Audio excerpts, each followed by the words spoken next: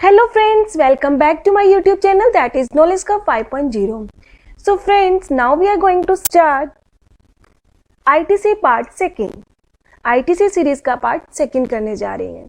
In part first हमने क्या discuss किया था? सेक्शन 16 और वो किसके बारे में बताता है? That is eligibility and the condition for taking the ITC. So friends, अगर आपने अभी तक वो वीडियो नहीं देखी तो प्लीज पहले वो वीडियो ले लीजिए because this is the basic for taking the ITC.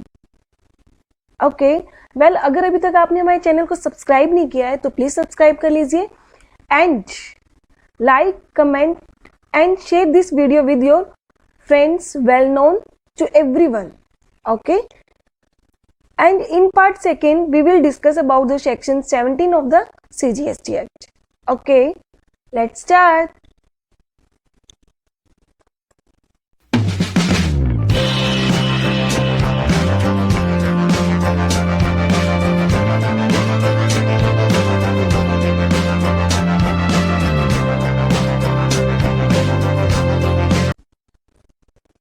Now in section 17, first of all we will discuss about the section 17(5) और वो किसके बारे में बात करेगा? That is the block credit under the GST. ठीक है, GST के अंदर सबसे ज़्यादा इंपॉर्टेंट है तो सेक्शन 17(5) की लिस्ट. ठीक है, ये आपको पता होना चाहिए. ये ऐसे क्रेडिट्स हैं ऑल्सो वो बिजनेस के लिए यूज हो रहे हैं लेकिन फिर भी वो उनका क्रेडिट हमें नहीं मिल पाएगा. ठीक है, तो हमें इन चीज़ों का पता होना बहुत जरूरी है बिकॉज अगर हमें ITC की एलिजिबिलिटी मान लो बन गई, मान लो क्योंकि सेक्शन 16 को हमने अगर पास आउट कर दिया है तो इसका मतलब we are the eligible for taking the ITC और वो बिजनेस के लिए भी यूज हो रहा है. बट सेक्शन 17(5) उनको क्या करते हैं? ब्लॉक कर देते हैं कि आप उस ITC को नहीं ले सकते हो. और इनकेस अगर आपने उस ITC को इवेल कर दिया है तो आपको क्या होगा? गवर्नमेंट को वो ITC को रिवर्स करना होगा और अगर हम इसे टाइम रहते अगर उसको रिवर्स नहीं करेंगे तो विद इंटरेस्ट करना होगा तो उसका हमें अल्टीमेटली लॉस हो जाएगा. तो इसके लिए हमें ये पता होना चाहिए कि सेक्शन 17(5) की लिस्ट के अंदर कौन कौन से गुड्स एंड सर्विसेज आते हैं. ओके, तो एक ओवरव्यू देती हूँ कि इसके अंदर क्या क्या आएंगे. That is first one is that motor vehicle, works contract, goods lost or write off, personal consumption, immovable property, list of goods and services.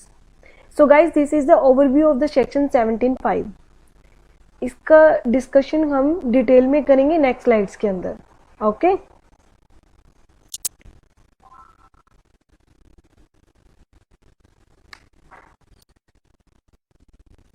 अभी हमने सेक्शन 17(5) के कैटेगरीज के बारे में देखा कि इसमें पर्टिकुलर ये कैटेगरी है और उसके अंदर क्या है?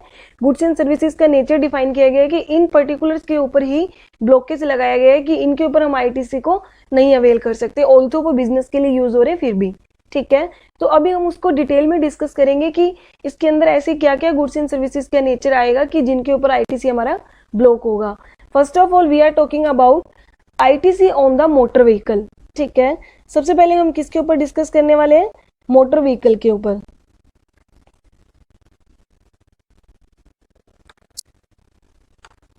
मोटर व्हीकल हम किस किस के लिए यूज करते हैं? Transportation of passengers and the transportation of the goods. ठीक है, या तो हम पैसेंजर्स को उसमें ट्रांसपोर्ट करें या फिर किसका करेंगे? गुड्स का करेंगे. तो दोनों ही कैटेगरी के अंदर अलग अलग रिस्ट्रिक्शंस हैं, उनको हम डिटेल में डिस्कस करेंगे. ठीक है, first of all we are seeing that on passengers. Passenger के ऊपर क्या क्या रिस्ट्रिक्शंस हैं वो देख लेते हैं.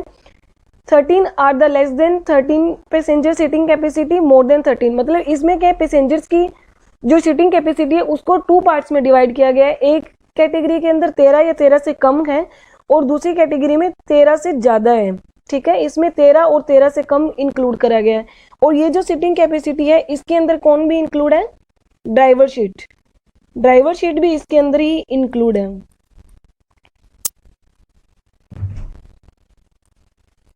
ठीक है, ड्राइवर सीट को मिला के 13 या 13 से कम या 13 से ज्यादा, तो दोनों के ऊपर अलग अलग रिस्ट्रिक्शन है वो हम देखते हैं क्या क्या है.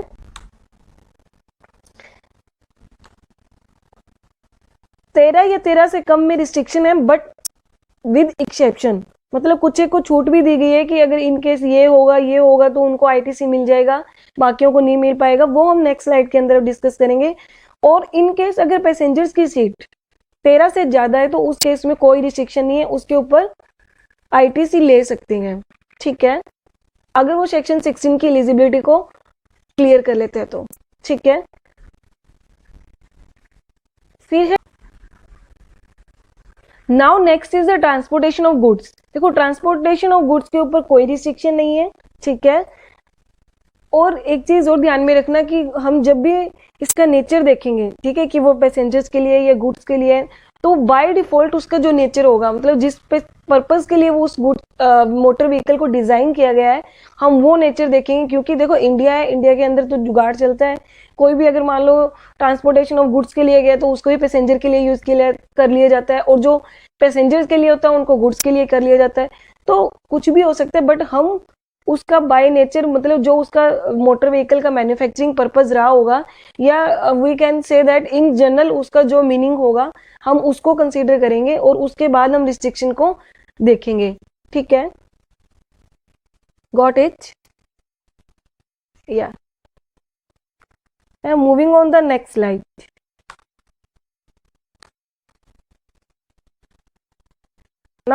now in this slide we will discuss about the exception of the 13 are the less than 13 passengers, ठीक है। अब हमने कहा था कि देखो ट्रांसपोर्टेशन ऑफ पैसेंजर्स होंगे, उसके अंदर रिस्ट्रिक्शन दिया गया था पैसेंजर्स की सीटिंग कैपेसिटी के ऊपर, कि अगर वो 13 या 13 से कम है तो वो वैसे तो हमें अलाउड नहीं होगी, बट उसके अंदर कुछ एक एक्सेप्शन दे रखा है कि उन केस में सिर्फ अलाउड होगा, बाकी केस में अलाउड नहीं होगा। और अगर वो 13 से ज्यादा होंगे तो उस केस में कोई रिस्ट्रिक्शन नहीं है, उनको आईटीसी मिल जाएगा, ठीक है। तो अब एक्सेप्शन किन किन को दी गई है? सबसे पहले इन case of the further supply, मतलब जिनका काम ही यही हो कि मोटर व्हीकल को फर्दर वो सेल करने वाले हो, जैसे शोरूम वगैरह हो गया, ठीक है। Transportation of the passengers like Ola, Uber, ठीक है, उनका जो नेचर है बाय डिफॉल्ट क्या है कि ट्रांसपोर्टेशन ऑफ द पैसेंजर्स ही है, तो उसके लिए उनको क्या होगा? आईटीसी मिल जाएगा। Now next is that imparting the training on the driving or the flying or the navigating school. जैसे फॉर एग्जांपल कार स्कूल, क्या होता है कि आजकल तो ट्रेंड हो गया कि कार अगर किसी को सीखनी होती है तो वो क्या करते हैं, कार स्कूल में जाते हैं, उसमें वो एक पर्टिकुलर फीस के ऊपर, नॉमिनल फीस के ऊपर एक कार ड्राइविंग सिखाते हैं हमें, ठीक है। तो अगर मान लो कोई भी पर्सन कार ड्राइविंग स्कूल चलाने के लिए अगर कार्स को खरीद रहा है, क्योंकि कार की तो नॉर्मल कैपेसिटी 13 से कम ही होती है ना, तो उस केस के अंदर क्या है कि अगर वो ड्राइविंग स्कूल के लिए ले रहा है तो उनको आईटीसी इन्होंने अलाउड कर दिया है, ठीक है। तो तीन कौन कौन सी एक्सेप्शन है? In case of furtherance of the supply, transportation of the passengers, or the imparting the trading on the driving, flying, navigating etcetera, okay. तो एक्सेप्शन सिर्फ यही है, अगर इन तीन के अलावा अगर कहीं पे भी यूज हो रही है तो उनको आईटीसी नहीं मिलेगा।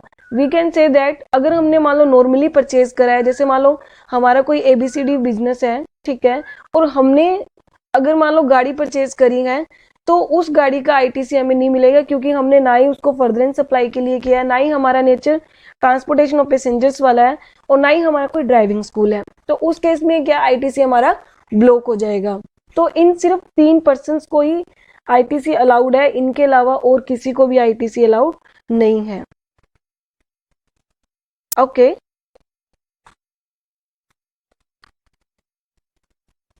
अब मोटर व्हीकल्स के अंदर नेक्स्ट क्या डिस्कस किया, नेक्स्ट क्या डिफाइन किया गया? वेसल्स एंड एयरक्राफ्ट, ठीक है।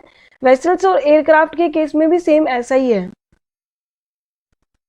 these are allowed only if these are used for the furtherance of the supply के लिए यूज कर रहे हैं, ट्रांसपोर्टेशन ऑफ पैसेंजर्स के लिए कर रहे हैं, imparting the training on the flying and navigating, मतलब इनमें भी अगर मान लो हम ट्रेनिंग प्रोवाइड करवाते हैं उनको, और ट्रेनिंग प्रोवाइड करवाने के लिए अगर मान लो कोई बिजनेस कर रहा है, स्कूल वगैरह जैसे, तो उन लोगों को भी अलाउड हो जाएगा वेसल्स और एयरक्राफ्ट के केस में, ठीक है।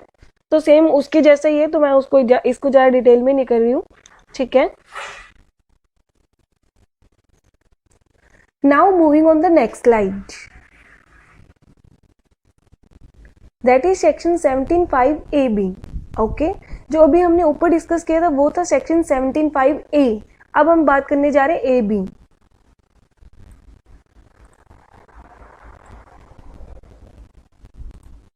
ठीक है, अगर हम सर्विस लेते हैं general insurance, repair and maintenance that is relating with the motor vehicle and the vessel and aircraft, ठीक है, जिनके बारे में हमने सेक्शन 17(5)(a जो कि वीडियो की स्टार्टिंग में ही हमने आईटीसी ऑन मोटर व्हीकल जो डिटेल में किया था, उनकी बात हो रही है कि उन केस के अंदर अगर मान लो हम उनके ऊपर जनरल इंश्योरेंस या फिर रिपेयर एंड मेंटेनेंस की सर्विस लेंगे तो हमें किन किन केस के अंदर उनका आईटीसी अलाउड होगा। सबसे पहले सेक्शन 17(5)(a की कंडीशन अगर सेटिस्फाई होगी, देखो अगर कोई भी मोटर व्हीकल है जिसको सेक्शन 17(5)(a के अकॉर्डिंग आईटीसी मिल जाएगा तो उनकी जो general insurance repair and maintenance की सर्विस ली जाएगी उस पे भी आईटीसी मिल जाएगा। ठीक है, अगर सेक्शन 17(5) में ए में ब्लॉक है तो यहाँ पे भी हमें क्रेडिट नहीं मिलेगा। ठीक है, मतलब अगर ऊपर मिला है तो यहाँ पे भी मिलेगा, अदरवाइज नहीं मिलेगा। सेकेंड कंडीशन, सेकेंड क्या कहा है कि where such a service receive by the taxable person. ठीक है, देखिए मैंने taxable person and registered person दोनों के बीच के डिफरेंस की एक वीडियो बनाई हुई है, उसका लिंक मैं डिस्क्रिप्शन में डाल दूंगी। तो इन दोनों के बीच में जो डिफरेंस है एक्चुअली आपको समझ में आना चाहिए कि दोनों में डिफरेंस क्या है। ठीक है, अब क्या है कि where such a service receive by the taxable person for the manufacturing, अगर उनका बिजनेस क्या है, मैन्युफैक्चरिंग का है, for such a motor vehicle vessel and aircraft, तो उस केस में भी उनको जनरल इंश्योरेंस और रिपेयर मेंटेनेंस की सर्विस के ऊपर आईटीसी मिल जाएगा, या फिर supply of the insurance service, या फिर कोई भी कंपनी है जो इनके बीच में डील कर रही है, that is furtherance of the supply कह सकते हैं हम। ठीक है, तो कौन कौन सी दो कंडीशन हुई, सेक्शन 17(5)(a की कंडीशन अगर सेटिस्फाई करता है, मतलब जिनको ऊपर आईटीसी मिल गया उनको यहाँ पे भी आईटीसी मिल जाएगा। और सेकंड क्या है कि टैक्सेबल पर्सन अगर मैन्युफैक्चरर है तो उस केस में उनको मिल जाएगा, या फिर इंश्योरेंस कंपनी जो कि फर्दरेंस ऑफ सप्लाई के लिए लेंगी तो उनको भी अलाउड होगा। ठीक है, got it.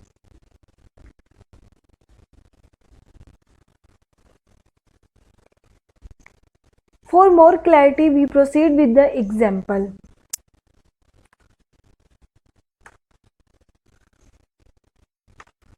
First case is that ITC on the purchase of the car by A Limited. देखो सबसे पहले कार का नेचर क्या हुआ, ट्रांसपोर्टेशन ऑफ पैसेंजर्स। देखो कोई भी अगर मोटर व्हीकल का आईटीसी तुम्हें चेक करना हो, सबसे पहले हम क्या चेक करेंगे कि वो ट्रांसपोर्टेशन ऑफ गुड्स के लिए है, ट्रांसपोर्टेशन ऑफ पैसेंजर्स के लिए है, बिकॉज वैसे हमें पता लगेगा ना कि रिस्ट्रिक्शन में आएंगे या नहीं आएंगे। अब हमने कार परचेज करा है, ठीक है, कार में क्या होगा कि ट्रांसपोर्टेशन ऑफ पैसेंजर्स में आएगा, और उसमें वो क्या लिमिट है 13 और 13 से कम वाली। कार की जो सीटिंग कैपेसिटी होती है वो क्या होती है, लेस देन 13, तो इसके ऊपर हमें आईटीसी नहीं मिलेगा because of seating capacity is less than 13। Got it.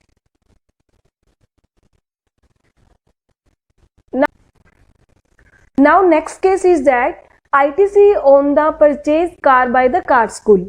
ठीक है, अब कार तो परचेज हुई है बट कार परचेज करी किसने है, कार स्कूल ने। देखो अगर हम ट्रांसपोर्टेशन ऑफ पैसेंजर 13 और 13 से लेस देखेंगे ना तो उसके बाद हम एक्सेप्शंस में जाएंगे। ठीक है, ऊपर वाले केस में हम देखेंगे एक्सेप्शन में जाएंगे तो तीनों कैटेगरीज में कहीं पे भी ये फॉल नहीं होगा, इसलिए हमें आईटीसी नहीं मिलेगा। लेकिन ये वाला कौन सी कैटेगरी में होगा, imparting the training to the customer. ठीक है, ये कस्टमर को क्या प्रोवाइड कराएगा, ट्रेनिंग प्रोवाइड करवाएगा हाउ टू ड्राइव। ठीक है, तो इन केस में, इस केस में क्या होगा, कार स्कूल को क्या होगा, आईटीसी मिल जाएगा। समझ में आया ना कि किस लिए मिलेगा, इम्पार्टिंग ट्रेनिंग, जो कि एक्सेप्शन थी उसकी, 3 एक्सेप्शंस के केस में ही आईटीसी मिलेगा जब हमारी जो सीटिंग कैपेसिटी 13 या 13 से कम होगी उस केस में। ठीक है, now moving on the next example, that is ITC on the scooty purchase by the Honda showroom. अब होंडा शोरूम वाले अगर स्कूटी परचेज करें वो किसके लिए करेंगे, फर्दरेंस ऑफ द सप्लाई। उनको तो ऐसे तो है नहीं उनको स्कूटी लेके रखनी है, उनको क्या करनी होगी, फर्दर सेल करनी होगी।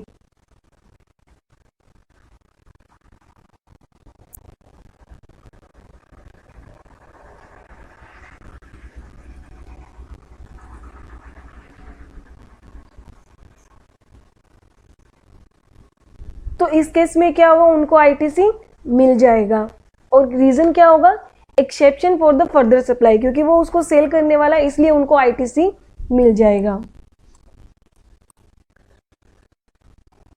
Now moving on the next example, ITC on the purchase of the tipper and the dumper. ठीक है, टिपर एंड डंपर के ऊपर ITC मिलेगा या नहीं मिलेगा। देखिए, टिपर एंड डंपर की सबसे पहले तो ये मोटर व्हीकल के अंदर फॉल होते हैं या नहीं होते, ये एक एडवांस रूलिंग के थ्रू क्लैरिफाई करा गया। ठीक है, tipper and the dumper are not consider under the motor vehicle act. दोनों को ही मोटर व्हीकल नहीं माना जाता है। बिकॉज ये मोटर व्हीकल नहीं माना जाता है, इसलिए ये क्या होगा, ये नॉर्मल प्लांट एंड मशीनरी की कंडीशंस में आ जाएगा और उसके ऊपर कोई रिस्ट्रिक्शन नहीं है। तो यस, ITC इसके ऊपर भी हमें मिल जाएगा। बिकॉज जब मोटर व्हीकल इनको कंसीडर ही नहीं किया जाएगा तो इसके ऊपर हम उनकी मतलब जो भी रिस्ट्रिक्शंस है वो कैसे लगा सकते हैं। ठीक है,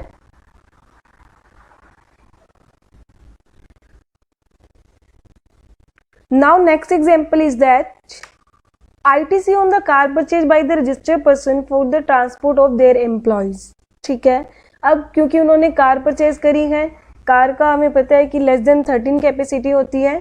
ठीक है, वो ट्रांसपोर्टेशन ऑफ देयर एम्प्लॉयज के लिए करें, प्राइवेट यूज के लिए कर रहे हैं। ठीक है, तो इसके ऊपर ITC नहीं मिलेगा बिकॉज ये कोई एक्सेप्शन के अंदर कवर नहीं होता है। That is seating capacity is less than 13। Okay, next example is that ITC on the purchase of excavator and the road roller. अब इन दोनों के ऊपर हमें ITC मिलेगा या नहीं मिलेगा। सबसे पहले हमें, जैसे हमने पहले पढ़ा ट्रिपर और डंपर के बारे में, कि उनको मोटर व्हीकल ही कंसीडर नहीं किया जाता था, बट इन दोनों को मोटर व्हीकल कंसीडर किया जाएगा और इसके ऊपर हमें ITC नहीं मिलेगा क्योंकि इसकी जो सीटिंग कैपेसिटी होगी वो लेस देन 13 होगी। ठीक है, got it. Next is that ITC on the purchase of the truck for the transportation of goods. अगर आपको याद हो तो ट्रांसपोर्टेशन ऑफ गुड्स के ऊपर कोई रिस्ट्रिक्शन थी ही नहीं। ठीक है, अगर ट्रांसपोर्टेशन ऑफ गुड्स के लिए अगर हम कोई व्हीकल परचेज कर रहे हैं तो उसके ऊपर कोई रिस्ट्रिक्शन नहीं है। डेफिनेटली यस, इसके लिए हमें ITC मिल जाएगा।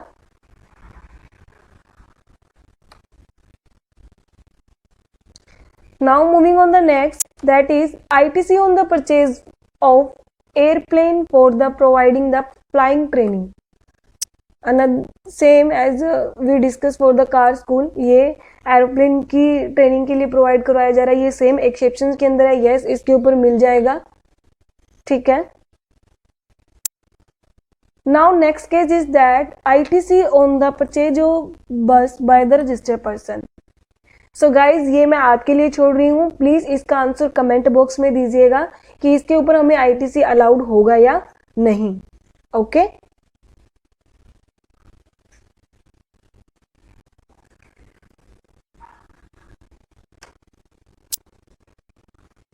now moving on the next, that is ITC on the general insurance on the truck by ABC transporter। C, truck के ऊपर हमें ITC में कोई रिस्ट्रिक्शन नहीं थी because it is use for the transportation of the goods. ठीक है, transportation of goods के लिए था तो कोई रिस्ट्रिक्शन नहीं था। 17(5)A हमें क्या उसके ऊपर ITC लेने के लिए अलाउ कर रहा था और अगर वहां पे अलाउ होगा तो यहाँ पे भी हमें इसका ITC मिल जाएगा। ठीक है, क्योंकि हमने 17(5)AB के अंदर पढ़ा था कि 17(5)A की अगर कंडीशन सेटिस्फाई हो जाती है तो उस केस में हमें ITC मिल जाता है। ठीक है, ITC on the maintenance and repair expenses of the car of ABC limited. So guys, इसका भी आंसर आपको कमेंट बॉक्स में करना है कि इसके ऊपर ITC हमें मिलेगा या नहीं मिलेगा। ठीक है, और क्यों नहीं मिलेगा उसका रीजन भी आपको स्पेसिफिक बताना है। Now next is that ITC on the general insurance on the bike to the bike manufacturer। सी, वहाँ पे एक्सेप्शन में मैन्युफैक्चरर को भी बेनिफिट दिया गया था, तो मैन्युफैक्चरर है तो उस केस में उसको क्या होगा, ITC अलाउ हो जाएगा। Exception because allow to the manufacturer. And next case is that ITC on the maintenance and the repair expenses to the bike manufacturer. इसका भी आप आंसर मुझे कमेंट बॉक्स में देंगे। मैं अभी इन 3 केसेस का आंसर आपको शो नहीं कर रही हूँ, मैं आपको इनका आंसर नेक्स्ट वीडियो में दूंगी। ठीक है,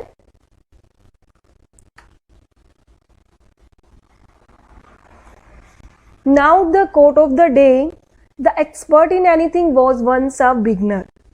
कोई भी चीज़ में एक्सपर्टीज करने के लिए शुरुआत करनी चाहिए, बिकॉज कोई भी एक्सपर्ट स्टार्टिंग से नहीं होता है, वो भी फर्स्ट टाइम बिगनर ही रहता है। ठीक है, आपने वो कहावत तो सुनी होगी, करत करत अभ्यास जड़मति हो सुजान। तो जैसे जैसे हम प्रैक्टिस करते जाएंगे एक्सपर्टीज हमारे अंदर आती जाएगी। So let's start to do work first. ठीक है, कोई भी काम की शुरुआत करनी जरूरी है। Thank you for giving your precious time to watch, and please share my video with your friends, well known and everyone. Okay, if you have any query then you can comment in the comment box, and if you want to give any suggestion then suggestion is also welcome. You can comment in the comment box also. Thank you.